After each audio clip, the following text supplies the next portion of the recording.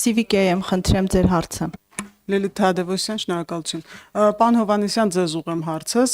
Երեք երբ հրապարակվեց հակակոռուպցիոն կոմիտեի ձայնագրությունը, ընդդիմադիրները ասացին, որ իշխանությունները վախի մեջ են, դրա համար այս տեսակ բաներ են անում։ Ես կխնդրեմ ասեք, քանի որ այսօր նաև նախընտրական քարոզարշավի վերջին օրն է, ինչպես է գնահատում ձեր տեխնացուի հնարավորությունները, իմի բերելով քարոզարշավը եւ այն ընդունելությունը, որին արժանացել է Սարիկ Մինասյանը։ Շնորհակալ եմ։ Այսօր Գյումրիում նախատեսված է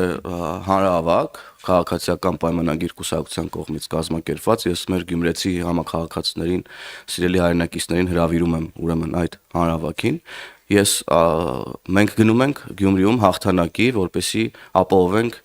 գյումրեցիների բարեկեցիկ կյանքը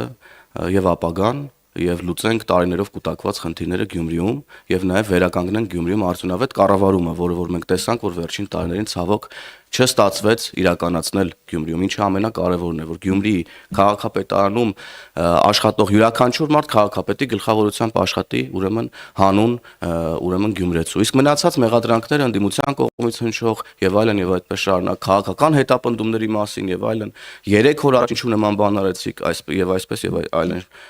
Ես բոլորս հիշում ենք եւ նաեւ այդ 2018-ից առաջ ակտիվ լրագրությամբ զբաղվող մեր գործընկերները վստահաբար հիշում են, թե ինչ մեխանիզմ էր գործում եւ հենց ընտրություններից 3-4 օր առաջ միանգամից, այսպես ասած, շարժը սկսվում էր մարդկանց քվեները գողանալու, մարդկանց ապագան գնելու եւ հիմա այդ նույն process-ը սկսվել է եւ ես ուրախությամբ կարող եմ փաստել, որ իրավապահ համակարգը կարողանում է բացահայտել, կանխարգելել, ամեն դեպքում փորձել դա անել։ Ես հույս ունեմ, որ այդ մասշտաբները մեծ չեն եւ ես կրկնում եմ, մենք գնում ենք հաղթանակի, հույս ունեմ, որ գյումրեցիները կվստահեն ուրեմն իրենց ձայնը քաղաքացիական պայմանագիր կուսակցությանը Սարիկ Մինասյանի գլխավորությամբ։ Շնորհակալ եմ։ Քաղաքացիական պայմանագիր կուսակցություն Սարիկ Մինասյան Սարի պես Գյումրու թիկունքին Քաղաքացիական պայմանագիր Քվեաթերթիկ համար 1